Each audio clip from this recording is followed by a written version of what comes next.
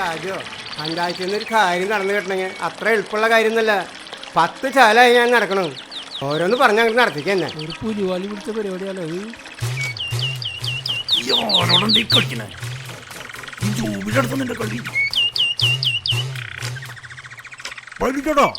കണ്ണു കുത്തി പൊട്ടിക്കിട്ടു ഞാൻ. നീ എന്തിനാണ് ജോബി ഓരോന്ന് ചെയ്യുന്നേക്കാളും മുമ്പ് ഇങ്ങനെ ചോദിക്കണേ? നീ ആദ്യം അവൻ്റെ പേരിൽ ഓടിച്ചേ. ഇനി അവൻ മൊബൈൽ മീറ്റ് മാന്തരുത്. നീ എന്നിട്ട് ഫോട്ടോ എടുത്ത് കളിക്കണേ. ആ ചെക്കൻ്റെ മേത്ത് ഇഷ്ടംമാതിരി സ്ഥലല്ലേ, കേറി മേടവനാ. അങ്ങനെയല്ല പൈലിച്ചേട്ടാ, നമ്മള് റീൽസ് എടുക്കല്ലേ. ചാവാൻ കിടക്കുമ്പോ വരെ നമ്മള് റീൽസ് എടുക്കണം. നല്ല വെറൈറ്റി സാധനങ്ങള് കണ്ട. ഞാനിപ്പേ ഇവന്റെ ഫോണെ മേടിച്ച് കത്തിക്കണ ഒരു സീൻ എടുക്കട്ടെ. എടപ്പുല്ലേ, നീ എന്നെന്തോളം ചെയ്തോ, പക്ഷെ എന്റെ ഫോണിന് എന്തെങ്കിലും സംഭവിച്ചോണ്ടല്ലോ. അങ്ങനെയാണോ? കാഴ്ചക്കാരുണ്ടല്ലോ, എന്നാ പിന്നെ കൊഴിപ്പിക്കാലേ. എന്ത് കഷ്ടമാണ് നിങ്ങൾ ചെയ്യുന്നേ? ആ ചെക്ക ഒറ്റയ്ക്കും നിങ്ങൾ 3 ആളും.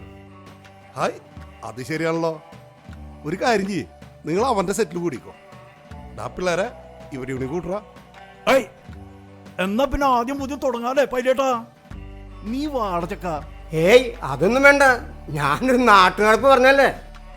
നിങ്ങൾ പൂശിക്കോ? അല്ല, എന്തിനാ ഇപ്പൊ ചെക്കിൻ്റെ ഇട്ട് പൂശണേ?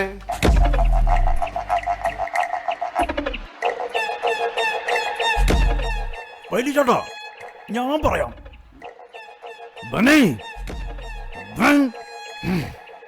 ഇവിടെ ആശാന്റെ പേരക്കുട്ടിക്കേ മറ്റേ സാധനം അയച്ചു. മറ്റേ സാധനോ? പറഞ്ഞു കൊടുക്കടാ. താൻ ഹേമ കമ്മീഷൻ കേട്ടണ്ട? ഇവന്റെ കേസ് അന്വേഷിക്കണമെങ്കിലേ 5-6 ഹേമ കമ്മീഷൻ വേണം. പൈലിയേട്ടൻ ഒരു കമ്മിറ്റി ഉണ്ടാക്കി, ജോബി കമ്മിറ്റി.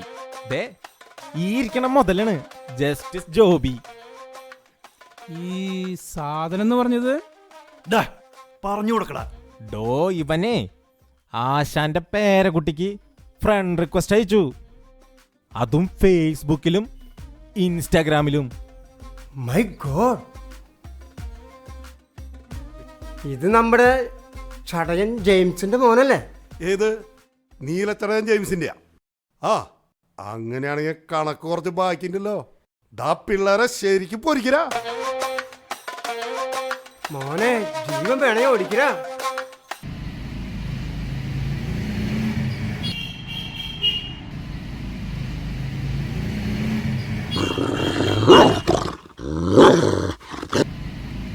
നീ പട്ടീനെ പേൻ നോക്കി ഇവിടെ ഇരുന്നോ. നാട്ടുകാർ ചെക്കനെ പട്ടീനെ തല്ലണം, മരിയെ തല്ലണ. നീ എന്തുട്ടാ ആലോചിച്ചിരിക്കണേ? ചെല്ലടാ.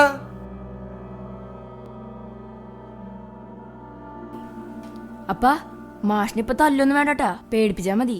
നീ വന്നടാ. മാഷെ ഓഫീസ് റൂം പൂട്ടിയിട്ടില്ല കേട്ടാ. അത് ഞാൻ പൂട്ടിക്കോളാടാ. ഇപ്പോഴാണോ ക്രിസ്റ്റി വരുന്നത്? സ്കൂൾ സമയത്ത് വന്നിരുന്നെങ്കിൽ ബാക്കി അധ്യാപകരൊക്കെ കാണാമായിരുന്നല്ലോ. അപ്പന്റെ പേര് ജെയിംസ് എന്നാണല്ലേ? സ്കൂൾ സമയത്ത് വന്ന ഞാൻ തന്നെ തേമണത് നാട്ടുകാരും കുട്ടികളും കാണില്ലേ? അതാ ഈ നേരത്ത് വന്നത്. ആരുണ്ട് എന്റെ ചെക്കനെ തല്ലിയത്? ഗേറ്റ് ഞാൻ പൂട്ടിക്കോളാം, നീ പൊക്കോ. താൻ എന്തിനും മര്യാദ ഇല്ലാത്ത വർത്താനോടോ പറയണേ? നിന്നോട് പോവാൻ പറഞ്ഞോടാ, പോവാൻ നോക്കടാ. ജെയിംസ് വാ, നമുക്ക് ഓഫീസിലിരുന്ന് സംസാരിക്കാം. മാഷ, ഈ പിള്ളേരെ തല്ലി പഠിപ്പിക്കുന്ന കാലമൊക്കെ കഴിഞ്ഞ് നിങ്ങൾ അറിഞ്ഞില്ലേ? ഏത് കാലത്താണ് നിങ്ങളൊക്കെ ജീവിക്കണേ? ആരോട് ചോദിച്ചിട്ട് പിള്ളേരെ തല്ലണം നിങ്ങള്? അതിന് പഠിക്കാത്തനല്ലോ മാഷ് ക്രിസ്റ്റീനെ തല്ലിയത്, ആണോ ക്രിസ്റ്റി? പെൺകുട്ടികളോട് വർത്താനം പറഞ്ഞെന്ന് പറഞ്ഞിട്ട് അയാൾ എന്നെ തല്ലിയത്. ജെയിംസ്, അധ്യാപകര് കുട്ടികളെ അടിക്കുന്നതും വഴക്കു പറയുന്നതും അവരെ ശിക്ഷിക്കാനല്ല, രക്ഷിക്കാനാണ്. തെറ്റും ശരിയും മനസ്സിലാവാത്ത പ്രായത്തില് കുട്ടികൾ തെറ്റ് ചെയ്യും. പക്ഷെ അത് ആവർത്തിക്കുമ്പോൾ അവർക്ക് ഓർമ്മ വരണം അത് ചെയ്യുന്നത് തെറ്റാണെന്ന്. ആ ഓർമ്മപ്പെടുത്തലിനാണ് ഈ അടി.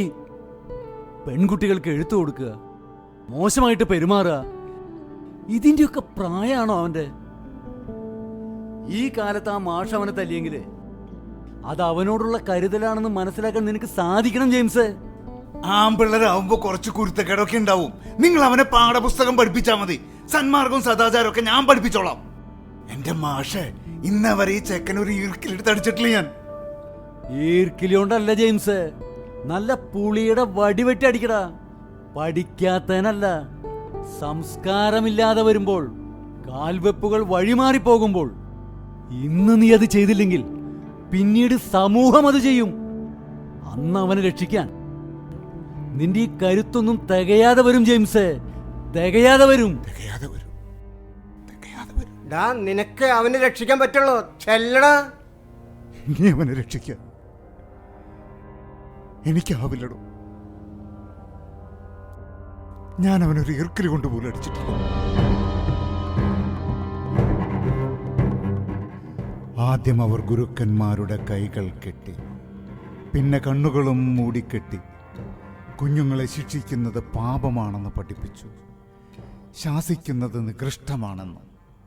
കാരണം അവർക്ക് വേണ്ടിയിരുന്നത് കൂടുതൽ തടവറകളും കഴുമരങ്ങളുമായിരുന്നു.